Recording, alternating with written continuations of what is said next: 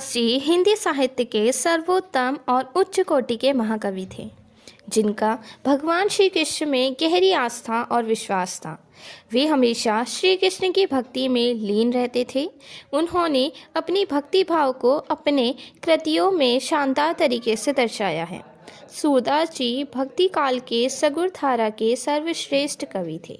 सूरदास जी ने अपनी कृतियों में श्रीनाथ जी के अद्भुत अवे सुंदर स्वरूपों का वात्सल्य, श्रृंगार और शांत रस में अति सुंदर वर्णन किया है। इसके साथ ही उन्होंने अपनी कृतियों श्री कृष्ण की लीलाओं और उनकी महिमा का दिल को छू जाने वाला मार्मिक वर्णन किया है। वही सूरदास जी ने अपनी विलक्षण प्रतिभा का प्रभाव सम्राट अकबर और महाराणा प्रताप जैसे महान शासकों पर भी छोड़ा था। इसके अलावा हिंदी साहित्य के महान कवि सूरदास जी ने अपनी रचनाओं में भक्ति और श्रृंगार रस को मिलाकर संयोग वियोग जैसा दिव्य वर्णन किया है। अष्टछाप के कवियों में सर्वश्रेष्ठ सूरदास जी द्वारा रचित 5 प्रमुख कृत हैं, जिसमें सूरसागर, साहित्य लहरी और सुरसरावली के प्रमाण मिलते हैं। किताबों की विवरण सूची में महान कवि सूरदास जी के करीब 16 ग्रंथों का ही वर्णन किया गया है। सूरदास महाकवि सूरदास जी के द्वारा कृत सबसे मशहूर ग्रंथों में से एक है। अपनी इस कृति में सूरदास जी ने श्री कृष्ण की लीलाओं का बेहद खूबसूरती के साथ वर्णन किया है। आपको बता दें कि महाकवि का यह ग्रंथ भक्ति में डूबा हुआ ग्रंथ है।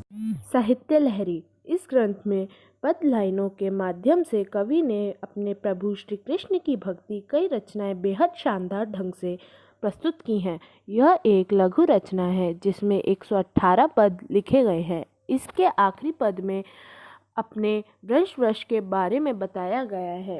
इसमें श्रृंगार रस की प्रधानता की है। नल दमयंती भी महाकवि सूरदास जी की मशहूर कृतियों में से एक है।